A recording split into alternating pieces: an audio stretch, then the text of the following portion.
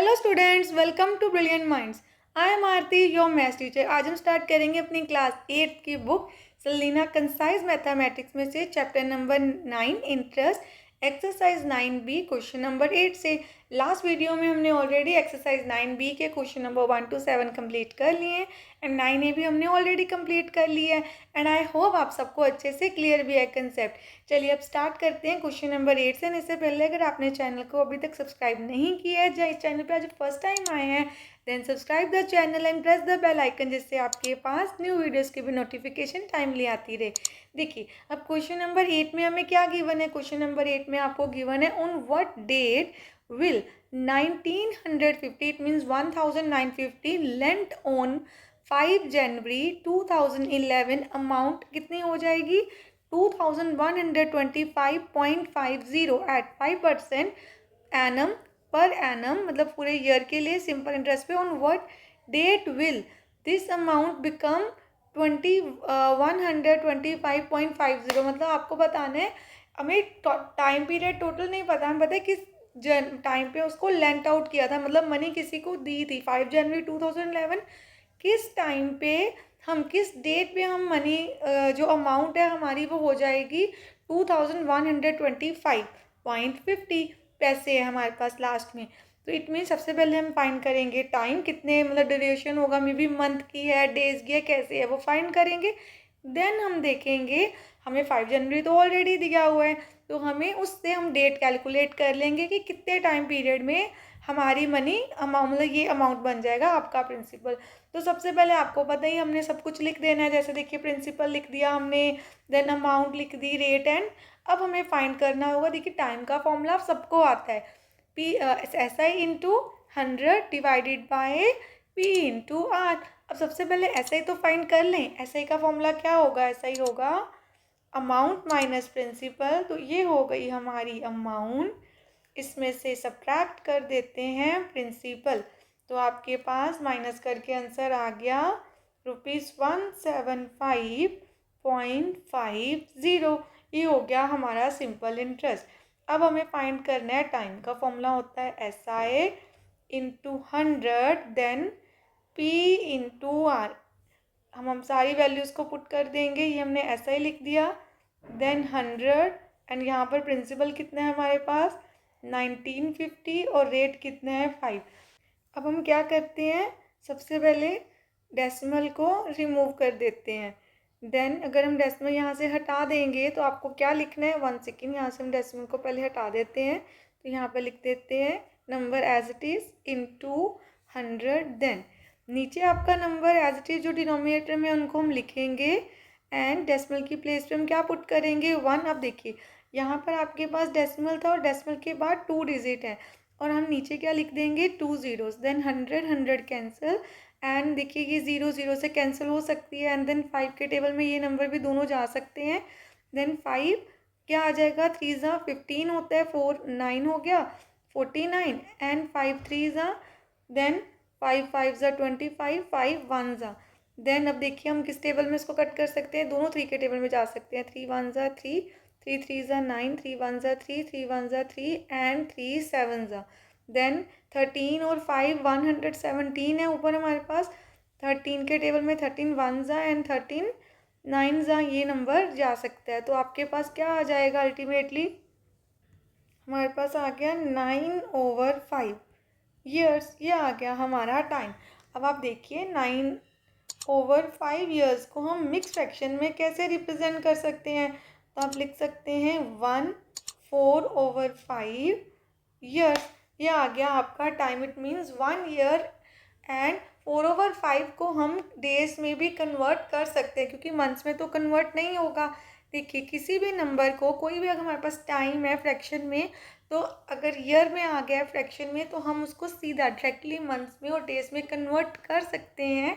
अब यहाँ पर हमारे पास 1 ईयर आ रहा था तो 1 ईयर को हम ऐसे साइड में कर लेते हैं, तो हम लिख देंगे 1 ईयर एंड 1 ईयर के साथ क्या है 4 एंड 5 प्लस 4/5, ये भी ईयर्स में है। बट अगर हमें ये ईयर से कैंसिल करके किस में कन्वर्ट करना है, मतलब कैंसिल नहीं कन्वर्ट करना है, किस में कन्वर्ट करना है, डेज में। अब देखिए मैंने डेज में क्यों बोला, आपको क्वेश्चन कैसे था, 5 जनवरी से स्टार्ट होता, पर्टिकुलर एक डेट चाहिए हमें। एंड वैसे भी आपको ध्यान देना है, जब भी हम ईयर को मंथ्स में कन्वर्ट करते हैं तो हम 12 से क्या करते हैं, मल्टीप्लाई, और 5 और 12 की सीधी कटिंग नहीं हो रही, तो तब भी जब बाद में हमारा आंसर फिर फ्रैक्शंस में आएगा।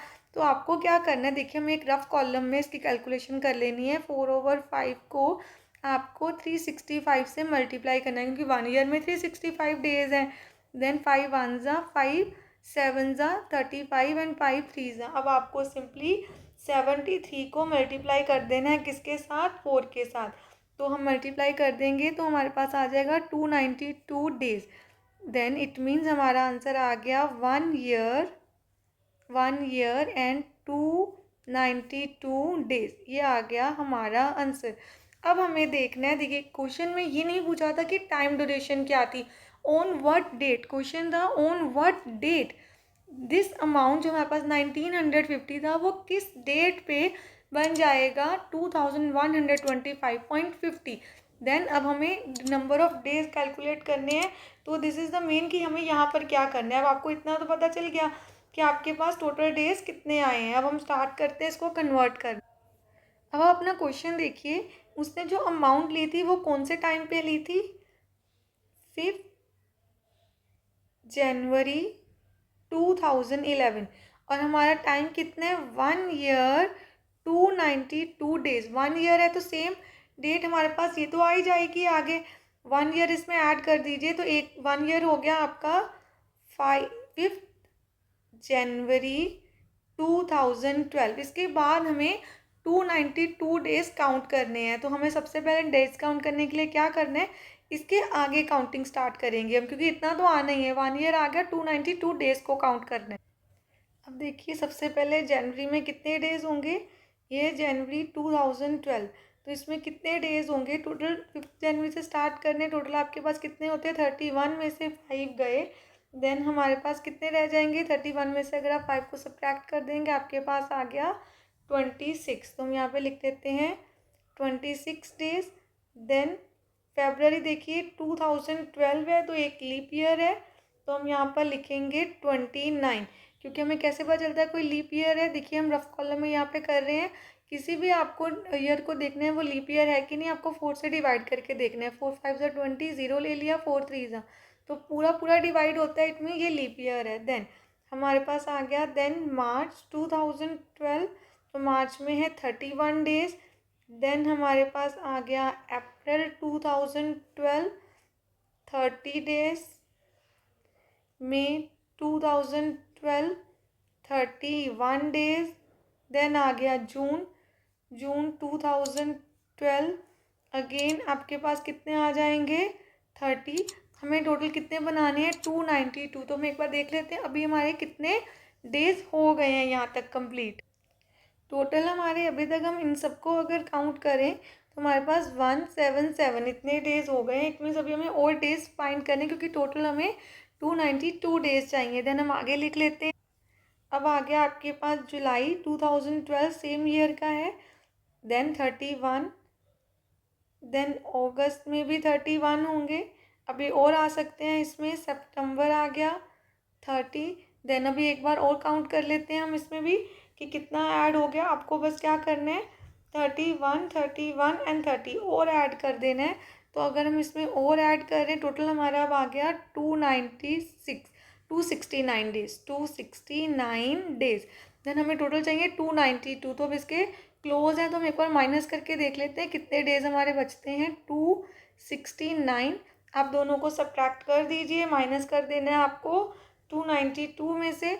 अब आपके 23 डेज और बचते हैं हमारे, इट मीन्स। तो अब हमें अक्टूबर में कितने डेज लेने हैं, ओनली अक्टूबर 2012 में आप लोगे ओनली 23 डेज। तो जब आपको टोटल फाइंड करेंगे तो आपके पास आएगा 292 डेज। इट मीन्स इस क्वेश्चन में जो हमारी रिक्वायर्ड डेट थी, जो हमें फाइंड करनी थी, वो कैसे आई हमारी रिक्वायर्ड डेट, जिस डेट पे आपका प्रिंसिपल जितनी अमाउंट बोली तो वो बन जाएगा, दैट इज़ 23 अक्टूबर 2012, क्योंकि 2012 हमने पहले ही स्टार्ट कर दिया था एंड अभी हमें अपनी डेट भी मिल गई, एग्जैक्ट डे मिल गया, दैट इज़ 23 अक्टूबर 2012। ये आ गया आपका आंसर। चलिए अब हम स्टार्ट करते हैं क्वेश्चन नंबर 9। क्वेश्चन 9 में देखिए हमें क्या दिया है, if the interest on rupees 2400 is more than the interest on rupees 2000 by 60 in 3 years at the same rate percent, find the rate। It means हमारे पास दो प्रिंसिपल है, 2000 रुपीज़ एंड 2400। जब 2400 पे इंटरेस्ट चार्ज होगा वो 2000 से 60 रुपीज़ ज़्यादा होगा। जितना भी 2000 पे इंटरेस्ट आएगा उसमें अगर 60 ऐड कर देंगे वो इंटरेस्ट आ जाएगा जो 2400 प्रिंसिपल पे हमें मिलेगा इन 3 ईयर्स। हमें फाइंड करना है रेट। तो सबसे पहले देखिए हमारे पास 2 केसेस है, तो आप लिख सकते हैं क्वेश्चन में केस 1 एंड केस 2। तो केस 1 में जो हमें गिवन है, सबसे पहले तो हमें प्रिंसिपल गिवन है ₹2400, टाइम भी हमारे पास है दैट इज़ 3 ईयर, और हमें रेट फाइंड करना है। तो रेट को हम एज इट इज़ आर ही रहने देते हैं, ठीक है। रेट को आप लेट करके एक्स भी ले सकते हैं या आर भी लिख सकते हैं। तो आपको दोनों वे से क्वेश्चन आ जाएगा। अगर आपको लेने हैं तो हम ऐसे सपोज कर सकते हैं, let the rate of interest is equal to x%। Then अब देखिए सिंपल इंटरेस्ट का फॉर्मूला क्या होता है जब हम इंटरेस्ट फाइंड करते हैं। तो interest, if the interest on rupees this, अगर सिंपल इंटरेस्ट क्वेश्चन में नहीं लिखा तो आप सिंपली यहाँ पर इंटरेस्ट भी लिख सकते हैं, ओनली इंटरेस्ट भी लिख सकते हैं। देन इंटरेस्ट का फॉर्मूला होता है आपके पास P into R into T upon 100। Principal क्या है आपका 2400 इंटू रेट हमने x लिया है एंड टाइम कितना है 3 ईयर्स डिवाइडेड बाय 100। 2 0 से कैंसिल। देन अब हमें सिंपली क्या कर देना है, 24 से मल्टीप्लाई कर देना है, 24 से 3 को मल्टीप्लाई करना है। तो 24 इंटू 3 72 आ गया, साथ में x भी है तो हमारा इंटरेस्ट आ गया। हम लिख देते हैं I is equal to ₹72x in case 1। अब हम लिखते हैं केस 2। इन केस 2 अगेन अब प्रिंसिपल सबसे पहले लिखते हैं दैट इज ₹2000, टाइम सेम है हमारे पास that is 3 years. Then rate हमें क्या हमने बोला है, सेम रेट है दोनों का, तो इसका भी रेट क्या होगा x%। देन इंटरेस्ट का formula P into R into T upon 100। Principal है 2000, रेट हो गया x, time 3 years divided by 100। 0 0 cancel. Then 2 3 ज़ा 6, एक 0 आ जाएगी। तो इंटरेस्ट आ गया सेकेंड केस में ₹60x। हम अकॉर्डिंग टू क्वेश्चन आप देखिए हमें क्या बोला था क्वेश्चन में, जो इंटरेस्ट होगा 2400 पे वो 60 रुपीज़ मोर देन है 2000 के इंटरेस्ट से। इट मीन्स दोनों इक्वेशंस को अगर हमने बनाना है तो ये जो इंटरेस्ट है 72x और ये 60x जो इंटरेस्ट है वो 2000 रुपीज़ पे, अगर इस इंटरेस्ट में आप 60 रुपीज़ ऐड कर दें तो आपका आ जाएगा न्यू इंटरेस्ट। तो हमने दोनों इक्वेशंस को क्या कर दिया, इक्वल। अब हम सिंपली इसको सॉल्व कर देते हैं जैसे हम इक्वेशंस को सॉल्व करते हैं। 72x 60x आके क्या हो जाएगा, सब्ट्रैक्ट 60 एज इट इज़ रह गया right hand side, 72 minus 60 12x is equal to 60। Then x is equal to 60 divided by 12, क्योंकि 12 यहाँ पर क्या हो रहा है x के साथ multiply, left right hand side आके हो गया डिवाइड, 12 1 ज़ा एंड 12 5 ज़ा। x आ गया हमारे पास 5। तो ये हमारा रेट था, इट मीन्स आप क्या लिख देंगे, आपका रेट आ गया 5%। ये आ गया हमारा आंसर। अब हम करते हैं क्वेश्चन नंबर 10। क्वेश्चन नंबर 10 में देखिए हमें क्या दिया है, डिवाइड 15,600 इंटू 2 पार्ट्स में, 2 पार्ट्स में डिवाइड करने such that the interest on one at 5% for 5 years may be equal, किसके इक्वल होगा, that on the other at 4.5% for 6 year. तो हमें 15,600 को ऐसे डिवाइड करना है दो पार्ट्स में कि दोनों पार्ट पे जब इंटरेस्ट चार्ज हो वो इक्वल हो, बट उनके देखिए परसेंटेज भी अलग है और टाइम भी अलग है। सबसे पहले हमें टोटल पता है, टोटल मनी कितनी है आप लिख सकते हैं, total sum of money, total sum of money that is principal. Total principal हमें कितना दिया है, 15,600, बट हमें दो पार्ट्स में डिवाइड करना है, तो हम लेते हैं let the part one is equal to कितना ले लेते हैं, लेट इट बी x है ना, एंड सेकेंड पार्ट आपके पास क्या हो जाएगा, second part is equal to, दोनों को ऐड करके 15,600 आ रहा है। इट मीन्स अगर आप 15,600 में से x माइनस कर देंगे तो आपके पास आ जाएगा सेकेंड पार्ट। अब दोनों क्वेश्चंस को टू पार्ट्स में हम सॉल्व करते हैं। पहले आ गया हमारे पास case one. In the case one हम प्रिंसिपल ले ₹x, देन रेट कितना है आपके पास 5% एंड टाइम हमें कितना दिया हुआ है 5 years। अब हमें फाइंड करना है इंटरेस्ट पहले, तो इंटरेस्ट का फॉर्मूला क्या है, P into R into T upon 100, then principal है x, रेट 5, टाइम भी 5 है एंड नीचे आ गया 100। हम कटिंग कर सकते सीधे ऐसे भी लिख देंगे अभी, 5 5 ज़ा 25, x अपॉन 100। देन इसकी कटिंग करना चाहते हैं तो आप यहाँ पे कर सकते हैं, जहाँ हम बाद में एक साथ कर लेंगे कटिंग दोनों केसेस को जब सॉल्व करेंगे दोनों के इंटरेस्ट को। तो केस टू में आपको प्रिंसिपल लिखने हैं। देखिए अब आपका प्रिंसिपल कितना है, यहाँ पे हमारा प्रिंसिपल है ₹15,600 माइनस x, रेट है 1/2%। इसको हम कन्वर्ट कर सकते हैं मिक्स फ्रैक्शन से इम्प्रॉपर में, 2 4 8 प्लस 1 9/2%, एंड टाइम हमें दिया है 6 years। अब आपको सबसे पहले क्या फाइंड करना है, इंटरेस्ट, और इंटरेस्ट का फॉर्मूला क्या है, P into R into T upon 100। Principal है 15,600 माइनस x। आपको याद रखना है बाइनोमियल टर्म है तो आप ब्रैकेट में ही रखेंगे। हमारा रेट कितना है 9/2, तो 9 ऊपर और 2 नीचे लिखेंगे। टाइम 6 years है, नीचे 100 आना है, मल्टीप्लाई का साइन डाल के आप लिख देंगे 100। अब आपने याद रखना है 100 की कटिंग हम सीधे इस नंबर से नहीं कर सकते, क्योंकि बीच में माइनस का भी साइन, अगर सारे मल्टीप्लाई के होते देन हम कटिंग कर सकते थे। तो अभी हमें क्या करना है, कटिंग जैसे 2 की हो सकती है 6 के साथ, उसकी कर देते हैं, 2 1 ज़ा एंड 2 3 ज़ा। अब आपके पास क्या आ गया, 9 3 ज़ा 27, 27 किससे मल्टीप्लाई हो रहा है, इसको ब्रैकेट में ही रखेंगे अभी, एंड अपॉन 100। अब आप देखिए जो ये इंटरेस्ट आया ये सेकंड केस का इंटरेस्ट है, जो हमने ऊपर फाइंड किया था वो फर्स्ट केस का इंटरेस्ट था। तो क्वेश्चन में क्या था कि दोनों के इंटरेस्ट क्या होंगे, इक्वल। तो हम दोनों इक्वेशंस को क्या कर देते हैं, इक्वल। अब यहाँ पे देखिए दोनों इक्वेशंस हमने इक्वल कर ली, दोनों ही इंटरेस्ट है, एंड 100 100 दोनों साइड कैंसिल हो जाएंगी। जहाँ आप शो भी कर सकते हैं लाइक दिस कि 100 इस साइड हम लाके क्या कर देते हैं, मल्टीप्लाई। देन यहाँ पे 27 ब्रैकेट में ये नंबर एज इट इज़ लिखेंगे, 100 100 कैंसिल। अब आ गया 25x एंड मल्टीप्लाई करते हैं 27 को इस नंबर से मल्टीप्लाई कर देते हैं, एंड 27 इंटू एक्स बन गया 27x।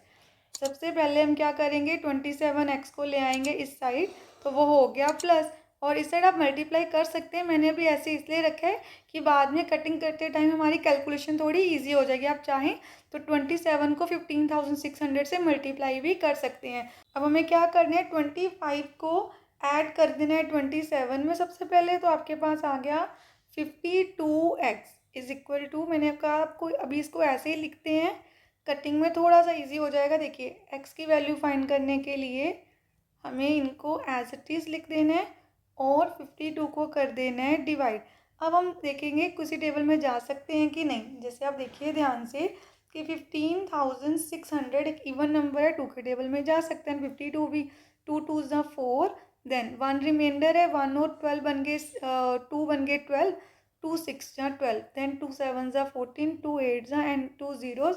अगेन 2 के टेबल में जा सकते हैं, 2 1 ज़ा एंड 2 3 ज़ा, देन 2 3 ज़ा एंड 2 9 ज़ा एंड 0, 13 1 ज़ा 13, 13 3 ज़ा एंड 2 zeros आ गई।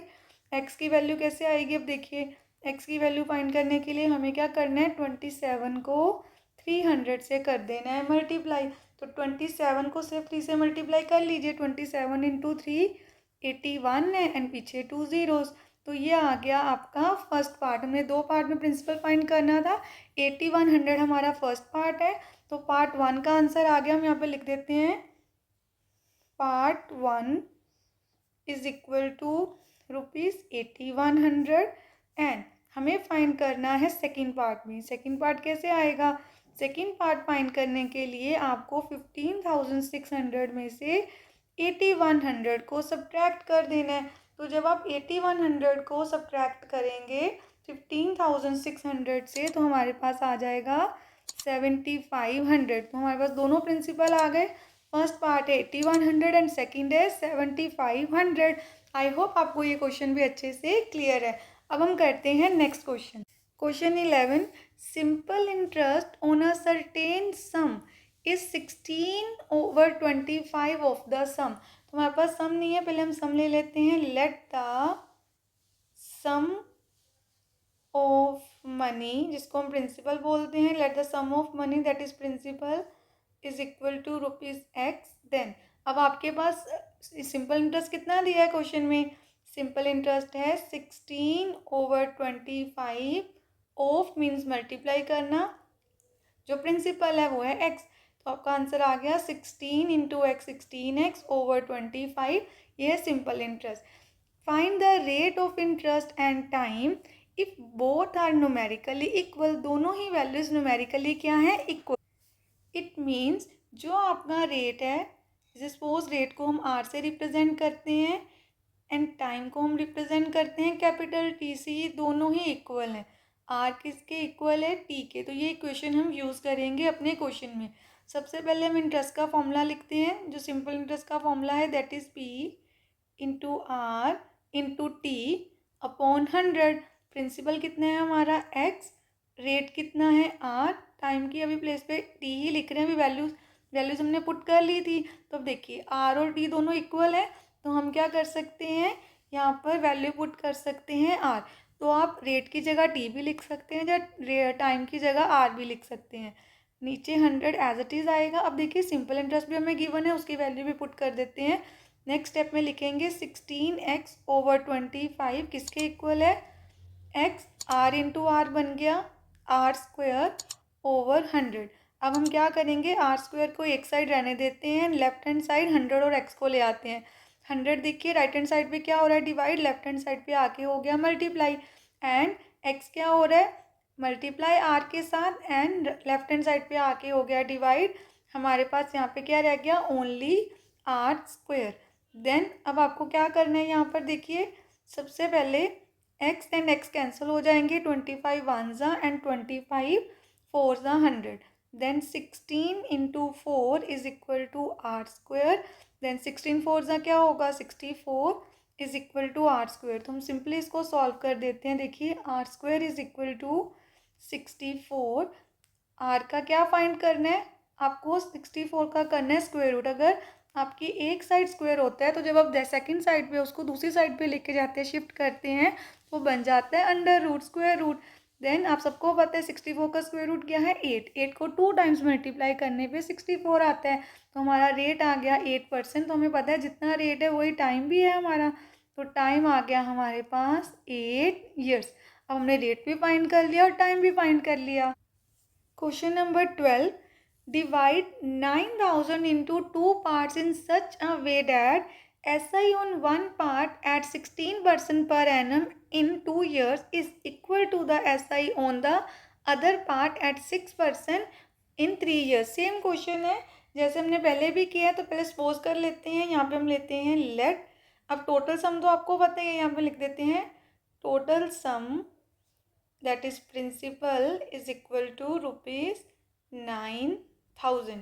तो let the one part या पार्ट 1 भी लिख सकते हैं। फर्स्ट पार्ट हम ले लेते हैं ₹X एंड सेकेंड पार्ट हमारे पास क्या आ जाएगा? Second part is equal to 9,000 minus x। Then हमारे पास 2 केसेस हैं। क्वेश्चन को सॉल्व करते हैं अपने केस में। सबसे पहले आ गया हमारा केस 1।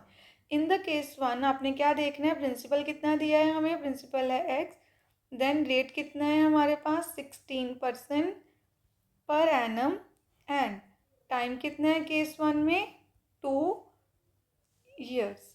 देन सिंपल इंटरेस्ट कितना आएगा? Simple interest is equal to p into R into T upon 100। Principal x है, रेट 16 है, टाइम 2 ईयर्स है, अपॉन 100। कटिंग हम बाद में कर लेंगे। 16 2 ज़ा 32x अपॉन 100 आ गया हमारा interest. Then in the case two में आप देखिए आपका प्रिंसिपल कितना है, 9000। टोटल 9 था तो 9 में से x गए तो सेकेंड केस का आ गया। देन रेट कितना है, 6% पर एनम, एंड टाइम कितना है, 3 ईयर्स। टाइम कितना है हमारे पास, 3 years. Then again simple interest find करते हैं, P into R into T upon 100। Principal 9000, यहाँ पे लिख देते हैं 9000 माइनस एक्स इंटू रेट कितना है, 6 इंटू टाइम 3 अपॉन 100। देन 6 3 ज़ा 18, 9000 minus x as it is upon 100। अब क्वेश्चन में क्या था, दोनों का जो इंटरेस्ट है वो है इक्वल, तो दोनों इक्वेशंस को हम इक्वल करते हैं। इक्वेशन 1 क्या है हमारी, 32x अपॉन 100, एंड इक्वेशन 2 क्या है, 18। Then 9000 minus x upon 100। Again 100 cancel हो जाएंगे। अब हमें क्या करना है, सबसे पहले सीधा 100 कैंसिल कर सकते हैं, जहाँ आप 100 को लेफ्ट हैंड साइड पे लाके मल्टीप्लाई कर सकते हैं। देन 18 इंटू 9000 हो गया, 18 into 9000 as it is. Then 18 into x 18x, 100 cancel, 32x is equal to 18 into 9000। Then अब हमें क्या करना है, ये एज इट इज़ लिखते हैं। नेक्स्ट स्टेप में हम 18 को ले आएंगे left hand side, 18 right hand side negative था तो लेफ्ट हैंड साइड आके हो गया पॉजिटिव। अब 32 को 18 में ऐड करके हमारे पास आ गया 50x। देन ये नंबर हमने एज इट इज़ ही रखा है, आप चाहें तो अगेन मैंने आपको बोला मल्टीप्लाई कर सकते हैं, ऐसे कैलकुलेशन थोड़ी ईजी हो जाती है। देन हम ऐसे ही रख रहे हैं और अब 50 से क्या कर देंगे, डिवाइड। देन डिवाइड करके सबसे पहले देखिए 0 तो कैंसिल हो गया। देन 5 1 ज़ा 5, अगेन 5 1 ज़ा 5, 4 हमारा रिमाइंडर है, 4 और 0 40, 8 ज़ा देन 0। अब हमें क्या करना है, 18 को मल्टीप्लाई करना है 180 के साथ। देन 18 इंटू 18 हमें पता है 324 होता है उसका स्क्वायर। देन पीछे आ गई 0, तो ये तो हो गया हमारा फर्स्ट पार्ट। देन हम लिख लेते हैं पार्ट 1। पार्ट 1 का आंसर क्या आ गया, part 1 is equal to ₹3240। And second part क्या आ जाएगा हमारा, second part is equal to, हमें क्या करना है, 9000 में से फर्स्ट पार्ट को माइनस कर देना है एंड सब्ट्रैक्ट करके हमारे पास आ गया 5760 रुपीज़। तो दोनों पार्ट्स का आंसर आ गया। एंड हमने क्वेश्चन नंबर 12 के साथ साथ अपनी एक्सरसाइज 9B भी अच्छे से कंप्लीट कर लिया है। एंड आई होप सारे स्टूडेंट्स को अच्छे से क्लियर है। नेक्स्ट वीडियो में हम स्टार्ट करेंगे अपनी नेक्स्ट एक्सरसाइज 9C। मिलते हैं नेक्स्ट वीडियो में। अगर आपको वीडियो अच्छी लगी तो please like share subscribe and press the bell icon, जिससे आपके पास न्यू वीडियोज़ की भी नोटिफिकेशन टाइमली आती रहे। Thank you for watching.